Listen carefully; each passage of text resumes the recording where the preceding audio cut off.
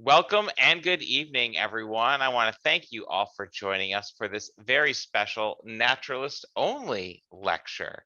I hope you are all as excited as I am for it. I'm stoked for the turnout um, on this very wet and dreary Thursday evening.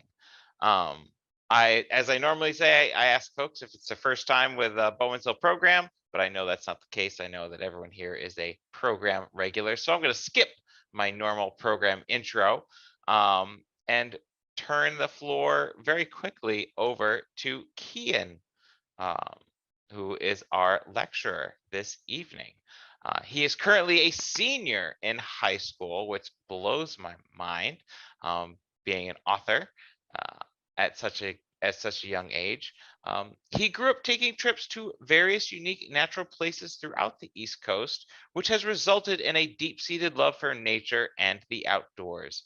He calls himself an aspiring author, but given that he has a book, I think he is an author. He's worked on short stories, novels, music, TV shows, and more. And when he is not writing, he loves exploring the outdoors and enjoys devoting his time to his local church's student ministry as well as a variety of other volunteering opportunities. Kian, I can't thank you enough. I am so stoked, and I know that everyone here is stoked to hear you rock and roll as well. To all my folks who are joining, as with all of our programs, I just ask that if you'd like to chat amongst yourselves, please do so in the chat. But if you have a question specifically for our presenters tonight, pop those in the Q&A tab, and I, of course, will be asking them as always. And we are also kindly joined by his dad, Mark Brownlee, who you might recognize from his business Arc Wild, and who's also going to be one of our Thursday night nature presenters a little bit later in this spring. So without further ado, I turn the floor over to you, good sir.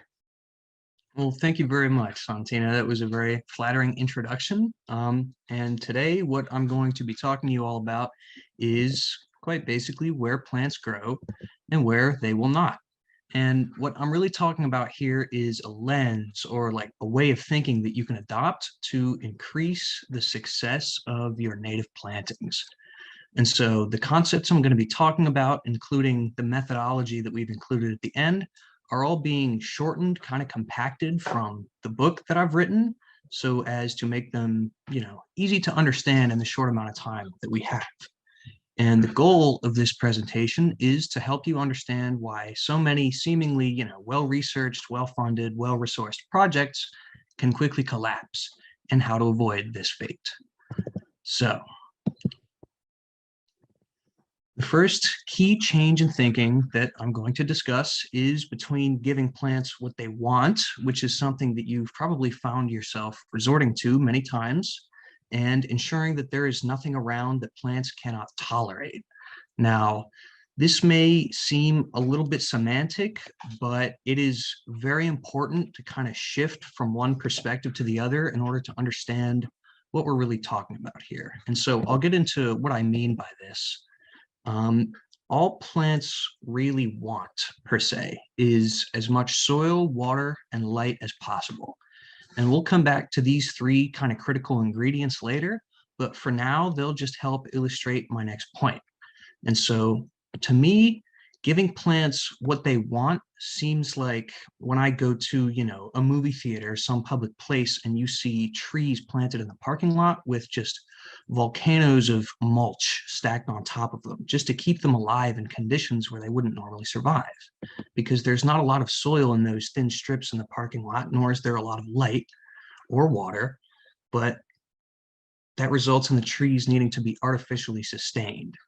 Now, you can even see those mounds of fertilizer I'm kind of talking about here in this first photo up at the top. You can see that that's what these flowers are planted in, because oftentimes that is a tactic that we need to use in order to keep plants alive in environments they wouldn't normally stay alive in. To me, this kind of serves like a shot of adrenaline to the plant. It gives it a temporary boost, but it doesn't really make any long-term impact on the health or the survivability of the plant. Now, on the other hand, focusing on what your plants can tolerate means finding the right intersection of natural conditions so that all of this artificial fertilizer and irrigation are not even necessary in the first place. And the most important idea here is this: a plant will grow anywhere that some natural condition does not kill it. And we can see this in the second photo that I have here at the bottom, where, a number of beautiful wildflowers are growing and reproducing even in these hot, dry, desert sands of California. And this environment is certainly not an ideal, cradle for these new plants, but as long as they can just get by, they will. And based on this, we can infer that the only reason a plant will die is if some natural condition kills it. It won't just give up on its own. And of course, this seems obvious. A plant will survive unless it's killed by something. But what this really means is that theoretically, any plant should be able to grow anywhere as long as it is kept free of conditions that would kill it. And as it turns out, we've actually all discovered a very effective, if temporary, way to do this, which is greenhouses. So with a few exceptions, all plants will grow best in the same kind of nursery conditions, which is consistent 70-degree temperature, stable moisture, full sun, and well-drained, nutritious soil, normally potting soil. And importantly, they're also protected from being eaten by various critters or bugs and from catching disease in these plant greenhouses. Now, these conditions that we've created in our greenhouses are not the natural environment for virtually any of these plants. And it's also virtually impossible to recreate these conditions in the wild. Often when we take plants out of these greenhouses and put them in the ground on our projects, they die pretty quickly. So the question becomes, why are the plants behaving in this way? Well, again, all the plants want is soil, water, and light. Beyond that, plants haven't adapted to want more things, but to survive in a certain set of conditions. And that is the principle of evolution. All they need is to survive long enough to reproduce. If they're not surviving, it's because they have lost the protection of the greenhouse and some condition is harming them to the point of death. Now, this is one of the most common complaints that we hear in our industry, and you, in your own experience, have probably heard it too, or even experienced it yourself like we have. And the common story is you're driving along the road and you see a huge patch of the most beautiful blue or purple or yellow wildflower you've ever seen growing along the side of the road. And you stop to get some seed or maybe take a few plants and either propagate them or plant them directly in pots or in your home garden. But alas, the plants quickly die out, even though they're in an environment that should theoretically be better. They might now have fertilizer, consistent water, and lots of sunlight, but still fare worse than on the side of the road. And it seems counterintuitive. Why would they be growing so much better in an environment that seems so much more harsh? At this point, I'm sure you can guess what I'm going to say. Something in or around the place that you've planted it in, your garden perhaps, is killing these plants, where that same condition was not killing them on the side of the road. Now, a prime example of this in our experience is the purple coneflower. I'm sure you're all familiar with it, and if you are, you've probably had the same experience that we have at least once. We planted this beautiful meadow in this picture here, and it looked great for maybe 2 years. But now there's not a single plant left where this picture was taken. They're all gone. But not quite. It turns out that the area in which we had originally planted them was too wet in the winter for their roots or seeds to survive. But fortunately, and somewhat unexpectedly, some seeds happened to fall on a spot where the soil was dry enough all year long to allow the seeds to germinate, for the seedlings to survive, and most importantly, for the mature plant's roots to survive even the wettest of winters, where they hadn't in the original spot. So the question again becomes, can any plant really grow anywhere if there are all these conditions out there that could kill them? And the short answer is, well, yes, at first. But the longer answer is yes, they can grow in any place as long as they don't find themselves constrained by natural conditions. And it's not so much the geographical spot of the plant that matters, but the conditions presented by the environment around it and how well you can insulate the plant from those conditions. There are greenhouses in Alaska where plants grow just fine because they're completely insulated from the area's natural conditions. Now, the truth about the wild is that nature is ruthless. The world is a harsh place where, outside of our unique species, survival of the fittest rules absolutely. The organisms that can survive will survive, and those that cannot survive will not. If you need to keep a set of organisms alive, such as your plants, you need to ensure that they can, that it is possible. Once it's possible, they'll do the work themselves. And we can see in this picture here that even when it's too cold and too dark and too wet for almost anything to grow, that plant which can grow, which in this picture is the grass, will grow. And not only that, but it will spread to cover the entire landscape. Now, obviously, we can conclude that the grass here is one of the few species not being constrained beyond its tolerance by the conditions present in this environment. But how can we kind of mentally keep track of all these different conditions and their effects on the plants? Well, the concept that we've been using, which is also core to our book, is constraints. Now, constraints we have defined are conditions that limit the health and growth of plants and plant populations.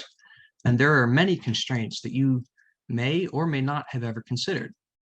Some constraints you've probably taken into account in the plantings you've done are average annual rainfall for an area, or USDA temperature zones, or the sun part shade scale that we're also familiar with, or soil pH. But there are countless constraints other than these obvious ones, such as, say, an overzealous population of voles, which we've run into a couple of times, frost later in the spring than expected, lower soil moisture in the winter, and so on and so forth. The point is that each individual planting will need its own complete analysis of the present constraints imposed by the environment. There's no way to get around this individual analysis of every site, and it will take some work. So what can you actually do to better identify your site's constraints? One of our favorite tactics is researching constraints. Now, there are many, many resources out there that you can use to research the constraints of any particular site. And luckily, most of them nowadays are online and can be accessed for free. Now, the first and most important tool that we'll be talking about is the Level 4 Ecoregions map, with which some of you may already be familiar. The Ecoregions map is kind of foundational to our understanding of regional variation in constraints, and we use it all the time in our business. And this is because the Level 4 map accurately describes many of the different conditions present across the US and how they change from ecoregion to ecoregion. Now, other useful tools include USDA soil maps and the Soil Survey Geographic Database, which will give you the right idea of what kind of soil is present at your site. And Weather Service rainfall pattern data can give you far more insight into local precipitation than simple annual averages.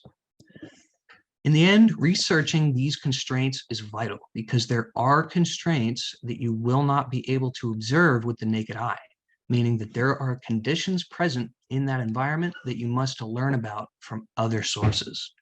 I know I personally can't walk into a field and just tell you what the soil pH or climate patterns are just by looking around, because it's not possible to observe. So we need to rely on others that have done more studying than we have to get an accurate picture of what's going on. And all of this goes to say that the worst thing you can do on a project is to go in blind to all the conditions that will eventually constrain your plants. If you do not choose plants that can tolerate the present constraints in your environment, they will be constrained out of existence. And research is a large portion of the work needed to understand an area's conditions and its constraints. But it is also extremely helpful to just Go and look at it yourself. Where are the major water sources? You want to plant your thirsty plants that need a lot of water near there. What spots is the sun shining all day? You don't want to plant plants that need a lot of shade in those spots. A lot of it is very local and needs to be analyzed individually. You also want to take note of what's already growing before your arrival to a site. If you pay attention, this might actually be the most telling aspect of an environment that you can analyze. Because if you walk onto a site and see mostly plants that require high soil pH and lots of water, then you know what kinds of plants you should be replacing them with, which are plants that require a high soil pH and lots of water. Now, before we go any further, there is a topic I want to address, and that is biodiversity. And the main question I'm going to be trying to cover is, what does biodiversity really look like? Now, it can be tempting to think of biodiversity as just a simple measure of the number of unique species all growing together in an environment. And since we, of course, see biodiversity as a good thing, our minds naturally equate a good planting with just more species. The more species, the higher biodiversity, and the more resilient and environmentally cohesive that planting will be, right? Well, as it turns out, most plants are actually not designed to grow alongside dozens of other species, and most environments are not capable of supporting this many at one time. There are simply too many constraints to consider in every environment to be able to find dozens and dozens of species that are completely tolerant of local constraints. Now, this is why most of the expansive, luxurious projects that you see with multi-page plant lists ultimately fail. And just a few of the species used actually survive and force out all of the other species. This is because those species that happen to actually match local conditions survived and thrived, spreading thousands of seeds around, which would also grow, while those plants that were not suited to the environment died and made way for the former. Now, these big projects often turn into huge wastes of money, time, effort, and resources, and all because of just a fundamentally flawed notion of biodiversity. In reality, we found that somewhere from 80 to 90% of all plants in an area will consist of just 8 to 12 unique species, with the other 10% accounting for the outliers that are inevitable in any study of the natural world. For example, take a look at this spot on the Delaware River. How many species do you see growing here? Not many. I can only count 1 or 2. So the question becomes, why don't we see turfgrass, dandelions, or even a sycamore growing in this spot? Arguably, those plants could get started here, but there has to be something about the site that is preventing them from becoming established, that is, constraining them. Now, from this picture, you can try to guess what that main constraint might be that's keeping everything else out.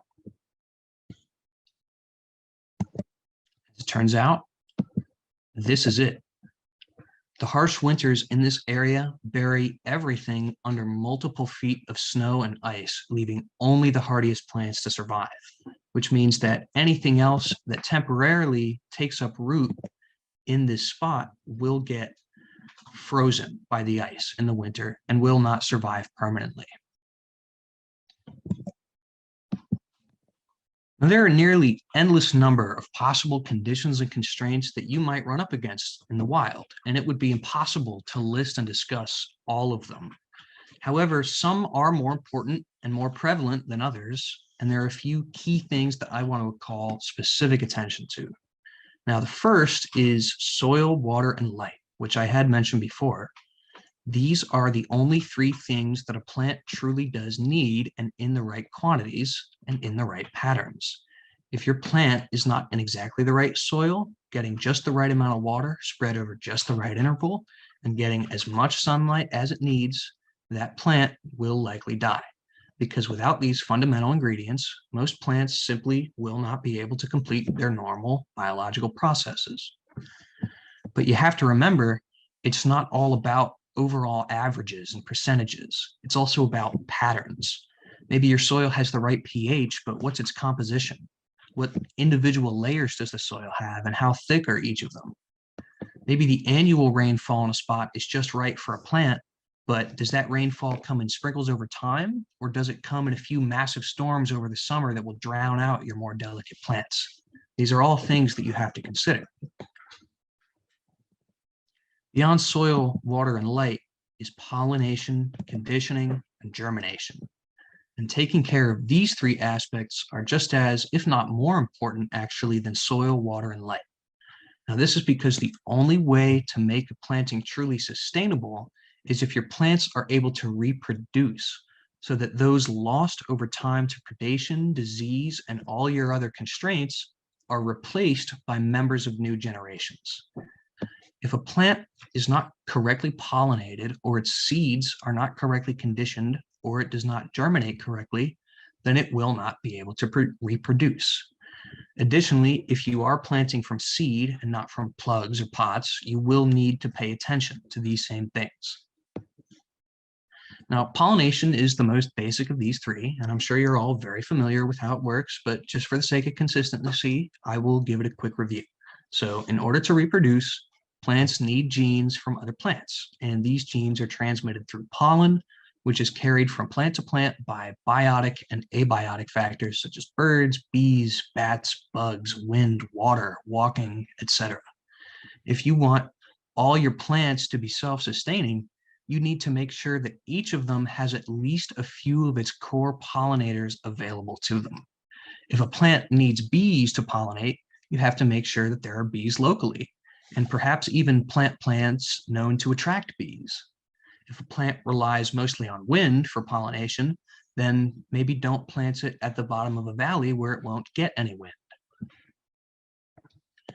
Now, conditioning, on the other hand, is something that we have to do often in the business, but you might not be as familiar with. And so at its core, conditioning a seed is to make it undergo certain processes and conditions so that it has a higher chance of healthy germination. And I'll illustrate what I mean by this, I guess, with a fun example, kind of. So for a long time, botanists could not figure out why most Osage orange seeds simply wouldn't grow when they were planted. Osage orange was a useful hedge back in the American Midwest to keep livestock away from certain areas, and the colonists needed to grow this plant consistently because it was so useful to them, but they couldn't. Until in the 19th century, a natural historian theorized that the fruit of the Osage orange hedge had evolved to be eaten only by woolly mammoths, which were now extinct. When subjected to the heat, pressure, and acidity that a typical mammoth's digestive system would have had, all of a sudden, the Osage orange seeds began to sprout fully grown trees. Germination, finally, is also a critical aspect of a sustainable planting. See, if you have a plant that can grow in alkaline soil, you can be sure that you will plant that plant in alkaline soil and it will survive. However, if its seeds will not germinate in that same soil, then your original plants will eventually die, leaving no replacements behind. And in the end, even though your plants could survive, the project was still a long-term failure. If plant seeds have certain germination requirements, you must meet them. Otherwise, your original plants will all eventually die out and leave no new generation behind. For example, the seeds of this Turk's cap lily are easily conditioned. Just 30 days of cold moisture and they're good to go. On the first 70-degree day, they'll start to grow. Now, the thing about the Turk's cap lily is that it sends its roots out first before any leaves will develop, which means that if the soil it's planted in does not have the right texture and moisture for these roots to develop properly, the plant will never send out any leaves. And eventually, all of the lilies will die. And so this makes soil texture and moisture one of the primary constraints for this plant, because if that aspect is not right, the plant will not survive. So then, what can I or you or anyone do? In my opinion, the best thing that you can do to use all this information is to simply just be as aware and open-minded as possible towards finding the right conditions for your plants, or more accurately, I guess, the right plants for your conditions. For the most part, when you start a project, you will want to first learn what the constraints of your sites are, then select the plants you want to use, and then do a proper job in installing and taking care of them until they reach a state where that project is self-sustaining. Now, you have to remember, in some cases, it is possible to alter the conditions on a site to fit certain plants, but this is difficult, often costly, and most of the time the site will eventually return to its natural state anyways. It all depends on the individual site though, so just organic critical thought will be necessary. Now, if you find that these ideas really do help you boost your success, then you can also tell a friend or multiple friends or anyone you'd like. Our goal here is just to spread these ideas because we just think that we can plug up some of the holes in our industry's supply of resources and bring us a lot closer to achieving permanence and impact on the environment. And on that note, you can eventually buy the book when it becomes available online or in paper. But that's beside the point. To help you remember all of these things and what you can do, we have created a 10-step process that is included in more detail at the end of the book, but I'll quickly go over all the steps with you now. So the first thing that you want to do is walk it through, which we had talked about. Just give your site a quick walkthrough. You want to see all of the geology and plants that are there and present so that you can identify, as we talked about, what are the wet spots, what are the sunny spots, what are the spots with rich soil, and what are the spots that are just barren and rocky. Once you have that information, you can start to build kind of a mental map of the conditions that are going on at your site. After you walk it through, you then want to see the weeds. You want to observe what weeds are growing prevalently in this spot, because even though you're eventually going to want to get rid of these weeds, they can be a good indicator of what conditions are present. If you're seeing weeds that often grow in swampy, wet, hot environments, then you know what kind of an environment you're dealing with because clearly they're growing right here. The same principle applies to the next step, which is note the natives. Now, the natives can be an even better indicator of what you can plant at your site because those natives are the plants that you're dealing with. And so if you're seeing native plants that often survive in a rocky, cold environment, then you know you should be bringing in plants that can survive in those same conditions.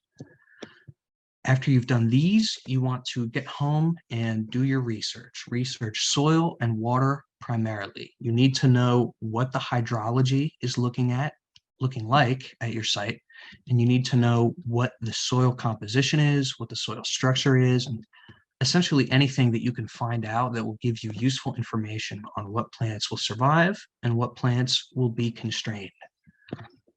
After you've done your research, you want to compare the community of plants that you're hoping to put in there with other communities and see, we have a similar community growing naturally here. Are the conditions in this site where the plants grow naturally matching the conditions on the site where I want to plant these same plants?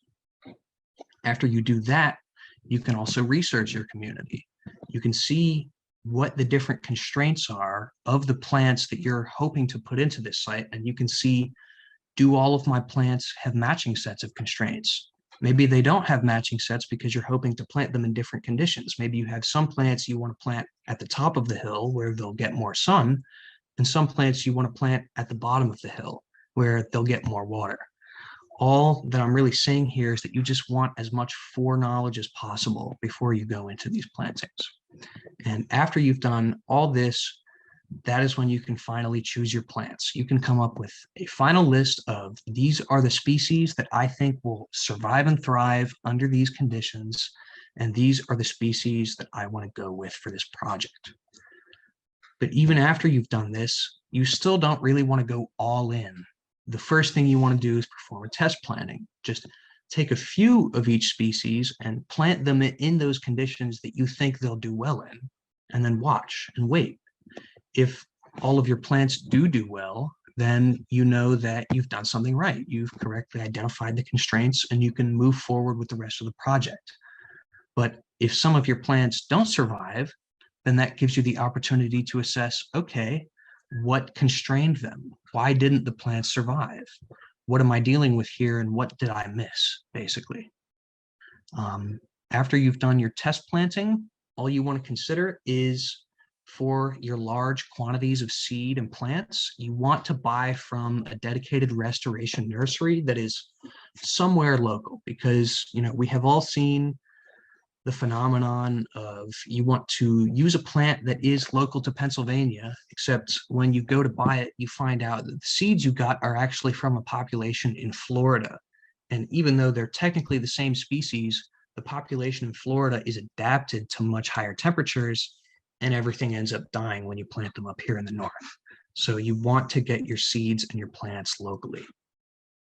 And then the final thing that you can do is just watch closely.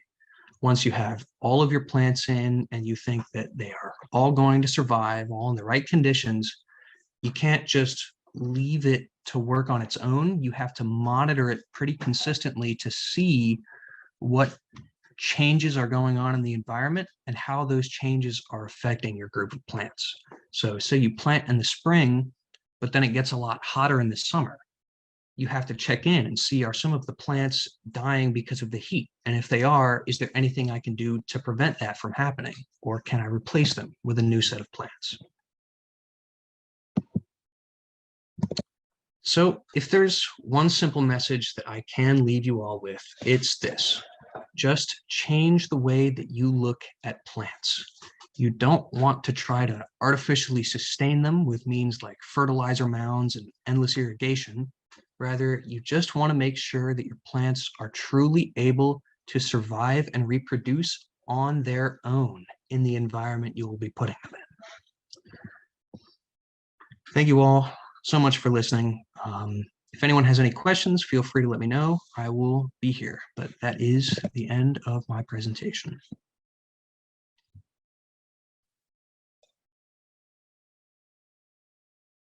All right. Well, first, I want to say thank you so much. That was amazing. I have to say I was very blown away with how well spoken you were and this program. I'm sure my sentiments are shared.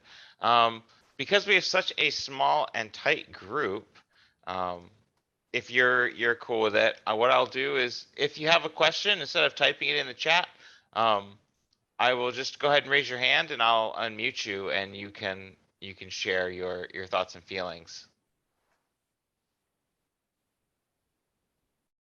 So Pat, I saw your hand up first. I asked you to unmute.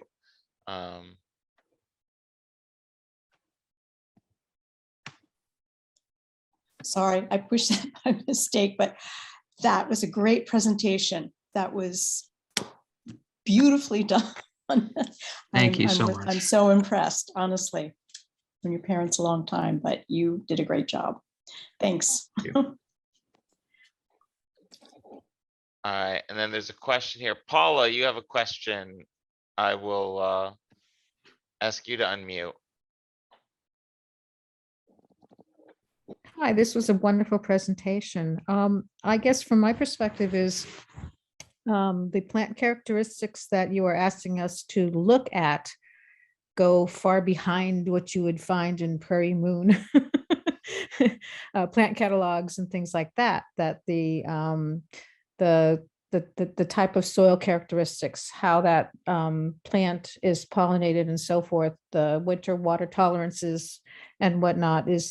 Will your book contain a database or a guidance for getting that kind of information for various plants? Because that's a lot of research.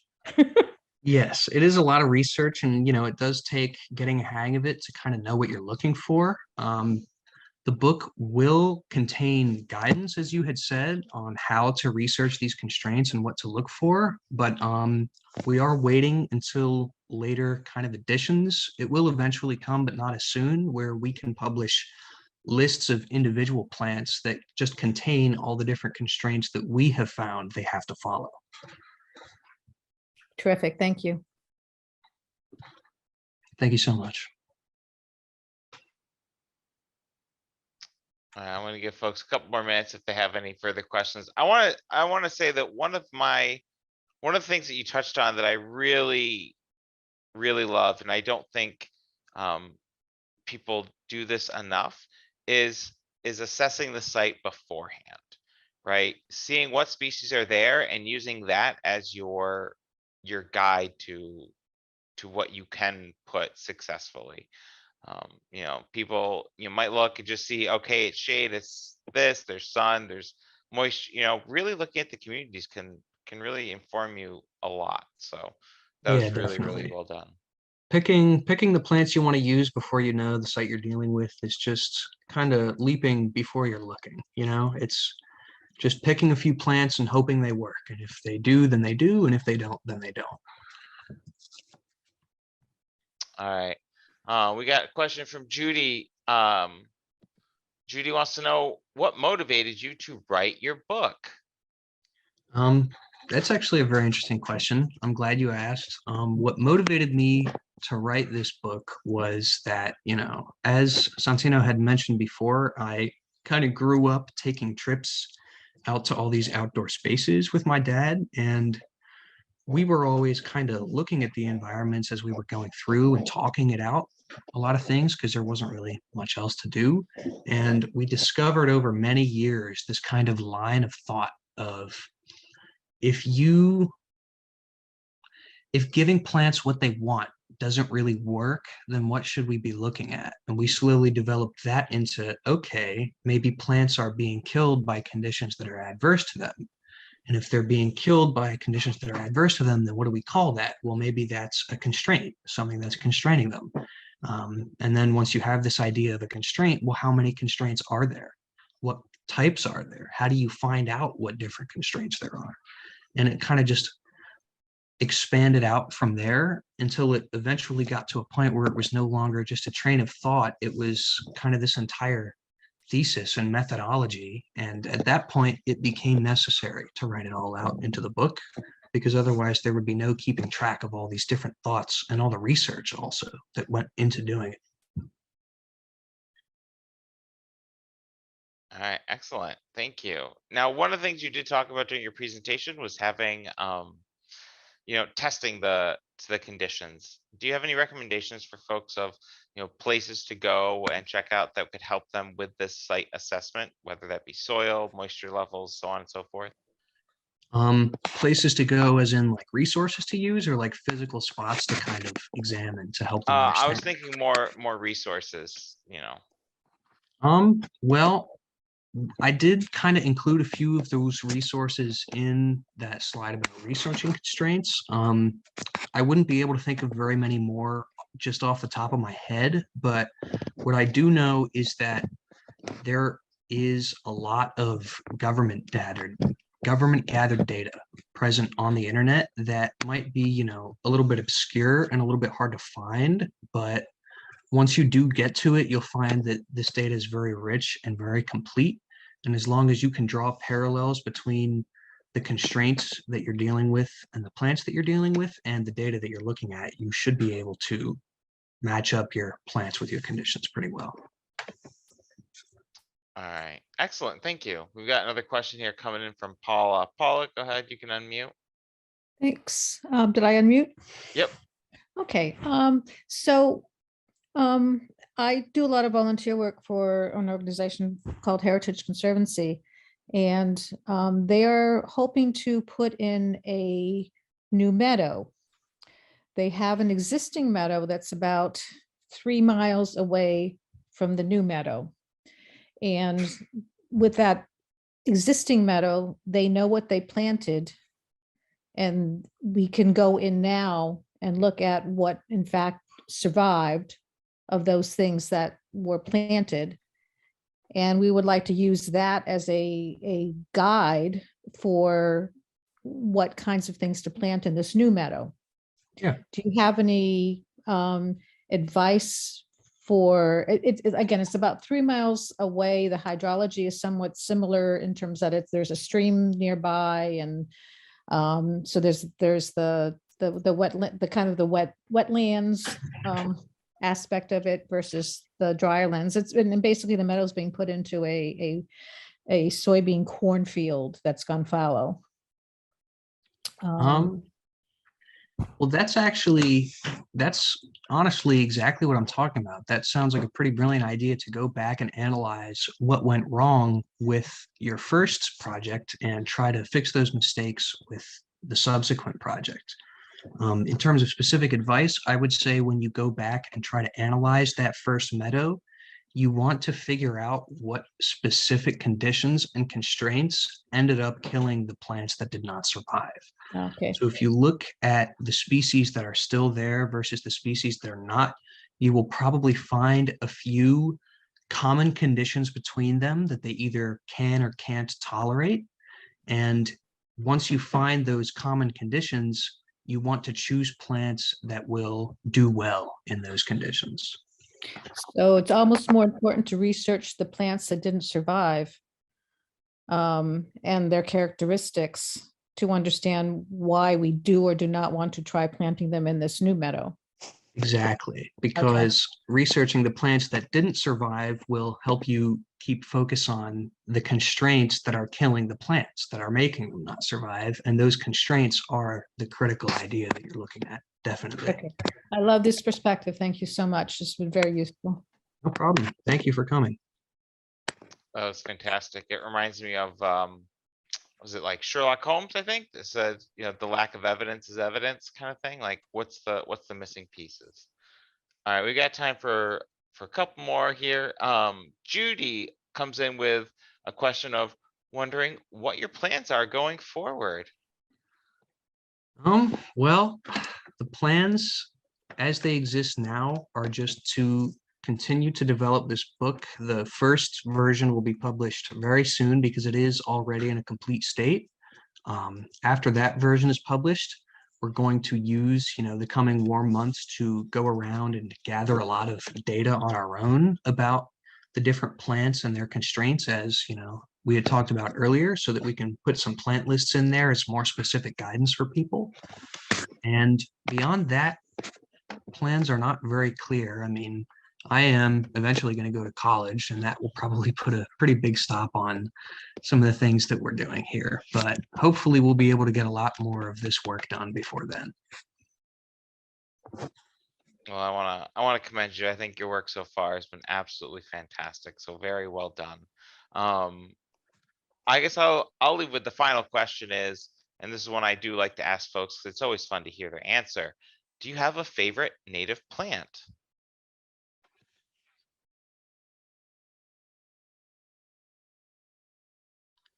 Me personally, I do not have a favorite. I couldn't think of a favorite. I've kind of grown up around all of these native plants, and what I admire more than any one specific plant is kind of the diversity in them. Because a lot of, the cultivars that you see people use normally from other places are very similar because there's a very defined garden culture. Whereas all of the native plants are just so incredibly diverse, and it's just fascinating for me to see all of the different things that can grow in the same place. All right, I'll take that as a absolutely fantastic non-answer to an answer. Very well done, sir. All right, everyone. Well, I want to thank you all so much for joining us tonight. I hope you had as much fun as I did. And if you enjoyed this talk, know that we've got the expanded version coming up as part of our upcoming Thursday Night Nature series. Registration for those programs is out currently. Feel free to sign up for one and/or a full bundle. If you go for the bundle, it'll save you the cost of one whole lecture. It's one of the discounts we like to offer to folks. Yeah. And do you have anything to leave the folks with? Any place they want to check out more of your work, where to go? Are you on the social medias? Do you have anything? Unfortunately, the work is not really out in the public domain yet. So if I'm going to leave them with anything, I would just thank everyone all for coming and listening to me here, because this is kind of my first venture into doing these sort of public things. And I think that this has gone tremendously. And I thank the audience so much for that. All right. Well, well done to you, sir. And you're getting lots of compliments in the chat. So 2 thumbs up, and we look forward to your next round of speaking here coming up in a few weeks. All right. Well, thank you very much. All right. Thank you, everyone. Have a wonderful rest of your evening. And until next time, I encourage you, as always, to keep on experiencing what's natural and learn what's native. Take care.